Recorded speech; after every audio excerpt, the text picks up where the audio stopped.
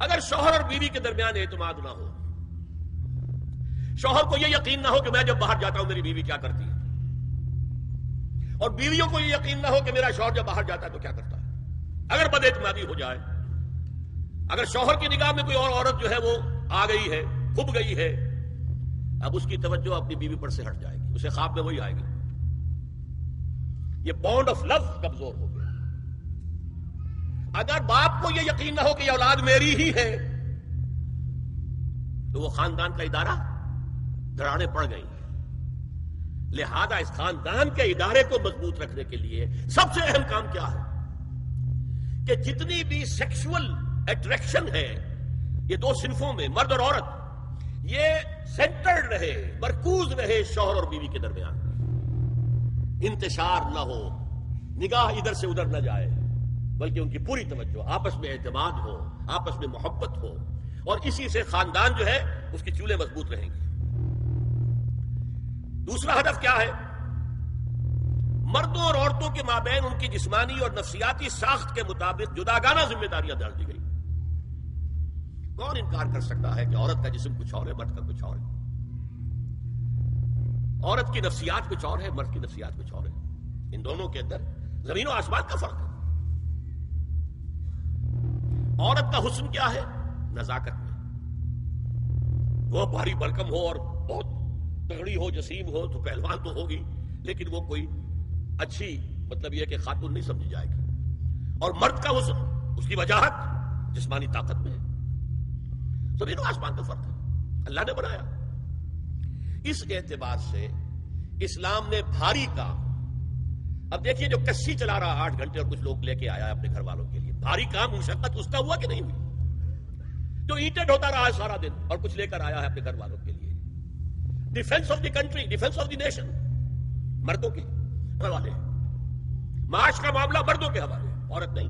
ظلم ہے عورت پر کہ معاش کی ذمہ داری پر اس پر ڈال دی جائے، اس پر ذمہ داری ڈالی ہے، مشقت ہے حمل کو برداشت کرنا، حملتہ امہ وہنا علی وہن وفصالہ فی عامین،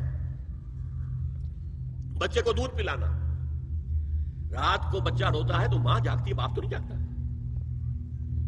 ماں اپنی نیند حرام کر دے گی، باپ کو وہ خود کہے گی کہ اس کو ڈسٹربنس نہ ہو، یہ سوئے تاکہ کل جائے کام پر جا سکے، محنت اور مشقت کر سکے۔ تو حال جو ہے کسی قوم کا وہ مردوں کے حوالے، اور مستقبل عورت کے حوالے۔ مستقبل ہے نیکسٹ جنریشن، وہ کہاں سے آئے گی؟ وہ عورت کے رحم میں پرورش پائے گی، یہ مستقبل ہے آپ کا، یہ عورت کی گود میں پرورش پائے گی، تو مستقبل کا سارا بوجھ عورت پر، حال کی ساری ذمہ داریاں، معاش، ڈیفنس، ہر شے مرد کے اوپر۔ نمبر 3 جو ہدف ہے بہت بڑا بہت بڑا بہت بڑا، جنسی انضباط، سیکس ڈسپلن، زنا کی روک تھام، لا تقربوا الزنا انہ کان فاحشۃ وساء سبیلا، زنا کے قریب تک نہ پھٹکو، یہ نہیں کہا کہ لا تزنوا، نہیں، قریب تک نہ پھٹکو۔ جیسے کہ یہ فیصل آباد کا ہمارا گول چکر ہے اور 8 بازار آ رہے ہیں، اب کوئی سرکاری پروگرام یہ ہے کہ اس گول چکر تک، چوک تک کوئی بھی جلوس نہ پہنچے، تو 8 بازاروں کو بند کرو گے نا، لہذا دور دور تک اللہ تعالیٰ نے وہ حدیں لگا دی ہیں کہ زنا کی ترغیب نہ ہو، زنا کے راستے جو ہے وہ مسدود ہو جائیں۔ اور زنا کے بارے میں اب دیکھیے، یہ اس دور کی انٹلیکچوئل خیانت، ڈس آنیسٹی کا سب سے بڑا معاملہ ہے۔ جدید نفسیات کا بابا آدم مانا جاتا ہے فرائڈ، اور فرائڈ کے نزدیک انسان کے محرکات عمل میں سب سے زیادہ طاقتور، سب سے زیادہ پوٹنٹ سیکس ہے۔ مارکس نے قرار دیا پیٹ کو معاشی ضرورت، فرائڈ نے کہا نہیں، سیکس ہے اصل شے، اصل محرک انسان میں۔ یہاں تک کہتا ہے ایڈیپس کمپلیکس، باپ اگر محبت بھری نگاہ سے بیٹی کو دیکھ رہا ہے تو یہ بھی سیکس ہے، اور ماں اگر بیٹے سے محبت کر رہی ہے تو یہ بھی سیکس ہے۔ انا للہ و انا الیہ راجعون۔ ان کم بختوں کا اصل یہ معاملہ ہے کہ ایک شے پر نگاہ جم گئی تو سب کچھ اسی کے گرد گھما دیا، ورنہ بات غلط نہیں ہے۔ Sexual motive one of the most important motives, no doubt about it. اگر یہ نہ ہو، اگر عورت میں مرد کے لیے اٹریکشن نہ ہو، اگر عورت کو مرد کی احتیاج نہ ہو، تو تمدن ختم ہو جائے۔ کون شادی کا کھکیڑ مول لے گا؟ ایک پیٹ پالنا اور ہے، خاندان کی ذمہ داری اور ہو جائے گی. اس قدر زبردست جو ہے یہ موٹیویشن ہے، اندر سے جذبہ ہے اور اٹریکشن ہے شدید. اس اعتبار سے یوں سمجھیے جتنا زوردار گھوڑا ہو اتنی ہی زوردار لگام چاہیے اگر ڈسپلن میں رکھنا چاہتے ہیں. لہذا اس سیکس کو ڈسپلن میں لانے کے لیے کہ قانونی تعلق ہو ایک مرد اور عورت کے درمیان، ازدواج ہو، شادی ہو جائے، یا دوسرا راستہ وہ بھی تھا جو آج کل نہیں رہا، باندھی ہو کسی کی، مل کے یمین ہو، ان کے اندر سیکشول انٹرکورس جو ہے وہ ہو اور اس سے باہر نگاہ بھی نہ جائے. اس زنا کے بارے میں حضور نے جو اچھا ایک تو میں آپ کو بتاؤں کہ قرآن اور حضور دونوں کس قدر حقیقت پسند ہے. سورہ آل عمران میں فرمایا زُيِّنَ لِلنَّاسِ حُبُّ الشَّهَوَاتِ مِنَ النِّسَاءِ وَالْبَنِينَ وَالْقَنَاطِيرِ الْمُقَنطَرَةِ مِنَ الذَّهَبِ وَالْفِضَّةِ وَالْخَيْلِ الْمُسَوَّمَةِ وَالْأَنْعَامِ وَالْحَرْثِ. انسان کے اندر محبت پلا دی گئی ہے، مزین کر دی گئی ہے کن کن چیزوں کی؟ سب سے پہلے عورت، سب سے امپورٹنٹ موٹیو عورت، پھر بیٹے، پھر ڈھیروں مال، سونا چاندی، آلہ گھوڑے، نشان زدہ اور مال مویشی اور کھیتی، لیکن سب سے پہلے عورت. زُيِّنَ لِلنَّاسِ حُبُّ الشَّهَوَاتِ مِنَ النِّسَاءِ وَالْبَنِينَ وَالْقَنَاطِيرِ الْمُقَنطَرَةِ مِنَ الذَّهَبِ وَالْفِضَّةِ وَالْخَيْلِ الْمُسَوَّمَةِ وَالْأَنْعَامِ وَالْحَرْثِ. اسی طرح دیکھیے حضور صلی اللہ علیہ وسلم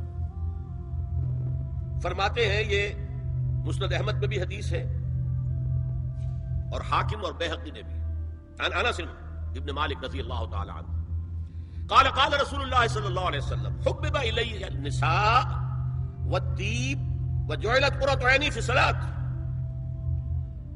اس تمہاری دنیا میں سے مجھے 3 چیزیں محبوب کر دی گئی ہیں.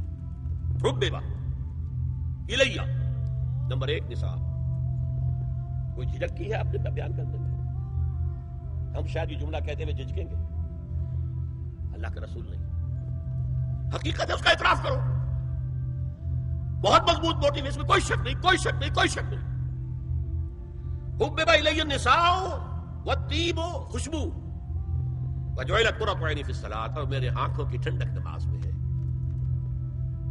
اسی طرح خود قرآن میں سورہ احزاب میں جب حضور سے کہا گیا کہ اب بس جتنی شادیاں ہو چکی تھیں آپ نے کر لی ہیں، اب آئندہ نہ کیجیے، وہاں بھی صاف الفاظ آئے ہیں. اللہ کو بھی واللہ لا یستحیی من الحق، اللہ کو حق بات کہنے میں کوئی حیا یا کوئی جھجک نہیں ہے. وَلَوْ أَعْجَبَكَ حُسْنُهُنَّ، اے نبی چاہے عورتوں کا حسن جو ہے وہ آپ کو بھلا لگے، لیکن اب آئندہ شادی نہیں. یہ میں تائید کر رہا ہوں فرائڈ کی. اس گدھے نے جو آگے تک پہنچا دیا ہے معاملہ وہ ہے غلط. بنیادی بات صحیح ہے، قرآن مجید کے مطابق ہے کہ سیکس موٹیو بہت سخت ہے، بہت زوردار ہے. اب زنا جو ہے اس کے لیے حضور نے جو کچھ فرمایا وہ سن لیجئے. عن ابن عباس قال ما رأيت شيئا اشبه باللمم مما قال ابو هريرة عن النبي صلی اللہ علیہ وسلم. حضور کی حدیث ہے ان اللہ كتب على ابن آدم حظه من الزنا ادرک ذلك لا محال. اللہ تعالیٰ نے ہر انسان کا زنا میں ایک حصہ لکھ دیا ہے جو اس کو پہنچ کر رہے گا.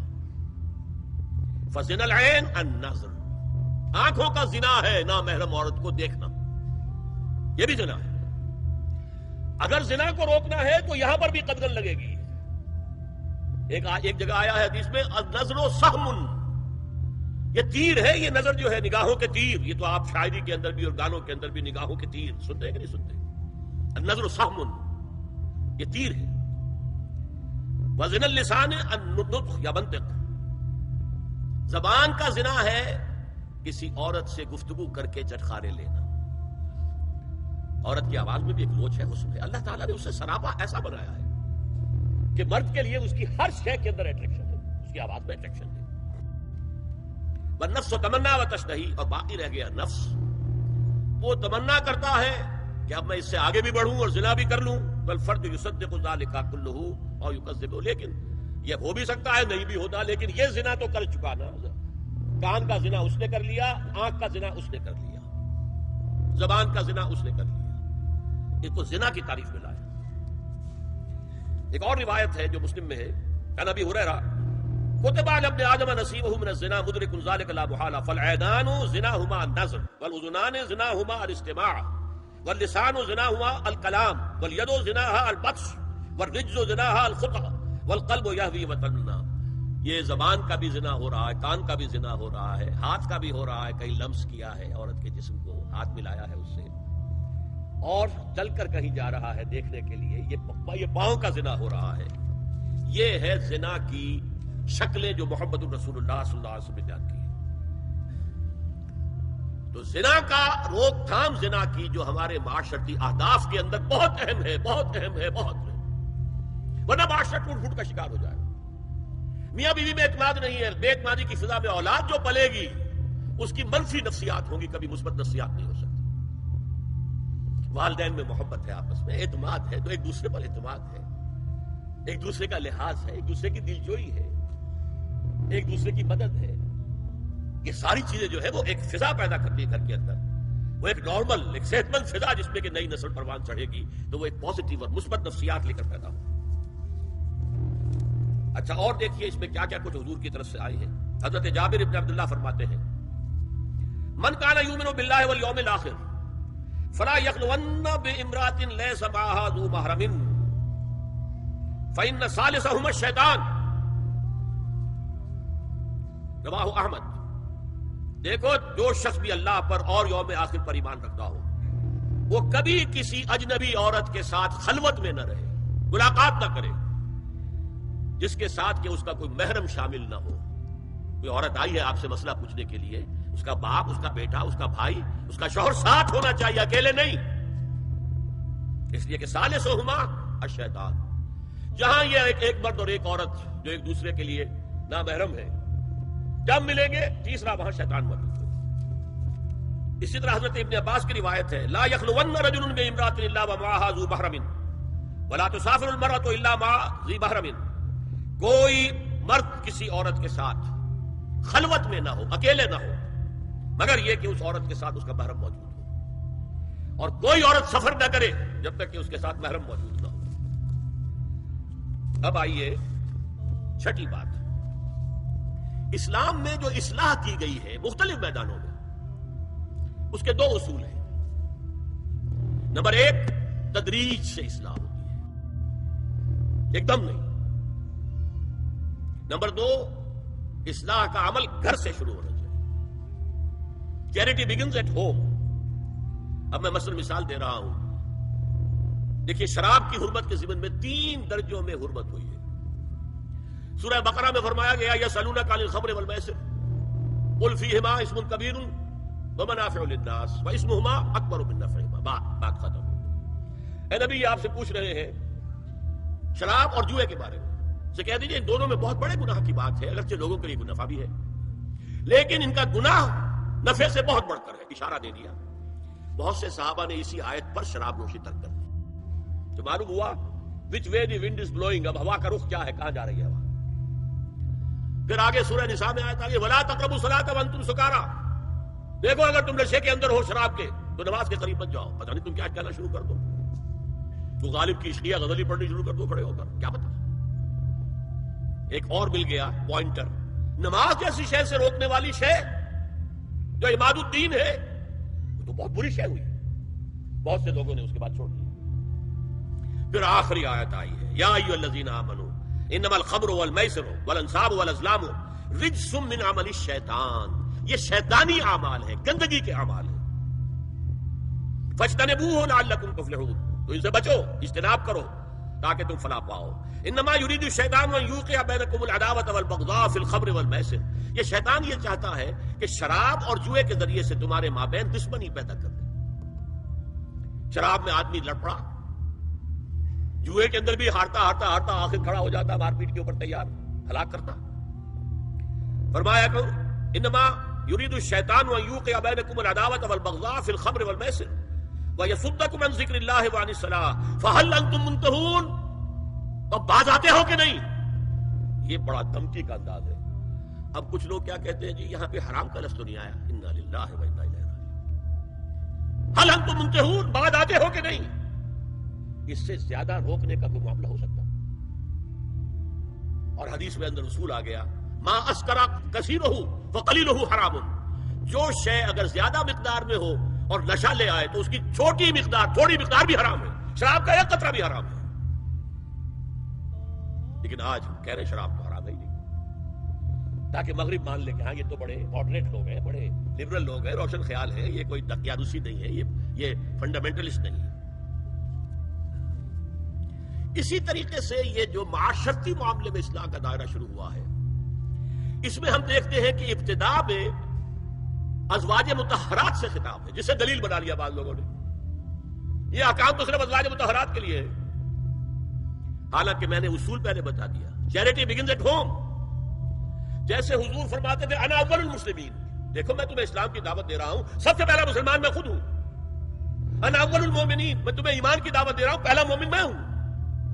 تو جب تک انسان اپنے کردار سے بات واضح نہ کرے تو واز جو ہے وہ مفید نہیں ہوتا، مؤثر نہیں ہوتا۔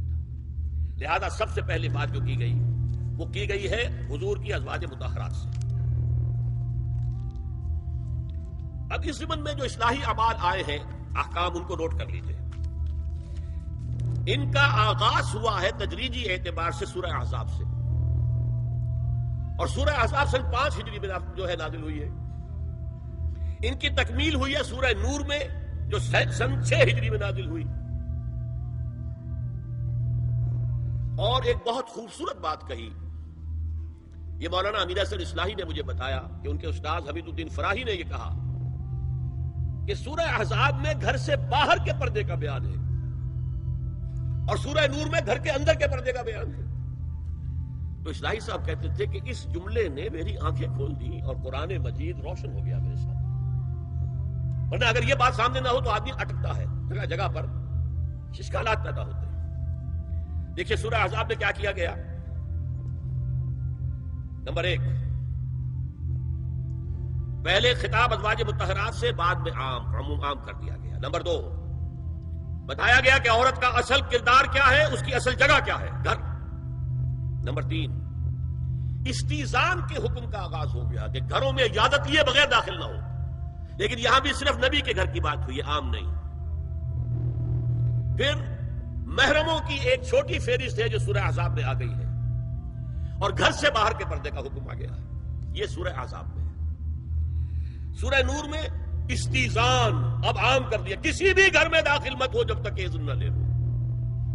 یہ دیکھیے تدریج، پہلے حضور کے گھروں میں داخل نہ ہو، اب کسی بھی گھر میں داخل نہیں ہو سکتے بغیر استیزان کے۔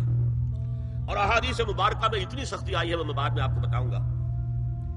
دوسرے یہ کہ گھر کے اندر پردہ جو محرموں سے پردہ ہے، محرموں سے پردہ، محرم کون ہوتا ہے یہ سمجھ لیجئے۔ محرم وہ ہے جس سے کبھی بھی کسی شکل میں کسی حالت میں شادی نہ ہو سکے۔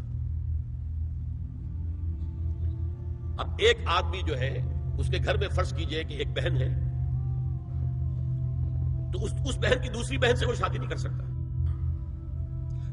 اگر وہ بیوی مر گئی تو کر سکتا ہے کہ نہیں؟ اس لیے وہ محرم نہیں ہے، نامحرم ہے، سالی نامحرم ہے۔ آپ کا بھائی ہے، اس کی بیوی ہے، بھابھی ہے آپ کی، آپ دیور ہیں، بھابھی سے شادی تو نہیں کر سکتے، لیکن اگر بھائی کا انتقال ہو جائے تو آپ شادی کر سکتے ہیں۔ تو شادی ہو سکتی ہے تو وہ محرم نہیں ہوا، وہ نامحرم ہے۔ محرم صرف وہی ہے جس سے کبھی کسی حال میں شادی کا امکان نہ ہو۔ اس کی ابتدائی فہرست جو ہے سورہ احزاب میں ہے، تفصیلی فہرست جو ہے وہ سورہ نور میں ہے۔ اب دیکھیے گھر کے اندر بیٹھنے سے متعلق کیا بات کہی گئی۔ بزار اور ترمذی میں حضرت عبداللہ ابن مسعود سے نبی صلی اللہ علیہ وسلم کا یہ ارشاد نقل ہوا ہے، ان المرأۃ عورۃ، عورت چھپا کر رکھنے کی چیز ہے۔ ہمارے ایک نوجوان ساتھی نے ایک دفعہ مضمون لکھا تھا بڑا پیارا، انہوں نے کہا کہ قرآن مجید میں جو اشارات ہیں، حور مقصورات فی الخیام، وہ حوریں جو ہوں گی وہ خیموں کے اندر ہوں گی، وہیں رہیں گی۔ قصر کہتے ہیں روک دینے کو، باہر نہیں نکلتی، وہ مقصورات فی الخیام۔ حوروں کا کأنہن لؤلؤ مکنون، ایسے ہوں گے کہ جیسے کہ موتی جسے چھپا کر رکھا جائے۔ عورت چھپا کر رکھنے کی شے ہے، المرأۃ کلھا عورۃ، عورت کہتے ہیں اس کو ہے جسے چھپا کر رکھا جائے۔ ان المرأۃ عورۃ فاذا خرجت، جب وہ گھر سے نکلتی ہے استشرفها شیطان، اب شیطان جو ہے اس کو طاق میں رکھتا ہے. واقرب ما تکون بروحۃ ربها وهي فی قعر بیتها، وہ اپنے رب کی رحمت سے قریب ترین ہوتی ہے جبکہ اپنے گھر کے بھی کسی اندرونی حصے میں ہو. صحن میں ہوگی تو شاید ادھر کے کوٹھوں سے نظر پڑ جائے. اسی لیے فرمایا مردوں کے لیے مسجد میں نماز افضل 28 گنا، اور عورت کے لیے گھر کی نماز مسجد سے افضل، گھر کے صحن کی مسجد سے افضل، دالان کی صحن سے افضل، کمرے میں اس سے افضل، اور کمرے کی کوئی بغلی کوٹھڑی ہے تو اس میں سب سے افضل. یہ احادیث نبی صلی اللہ علیہ وسلم. مزاج ہے نا، اس سے بن رہا ہے، ایک معاشرت وجود میں آ رہی ہے. یہ ساری چیزیں کیوں آ رہی ہیں؟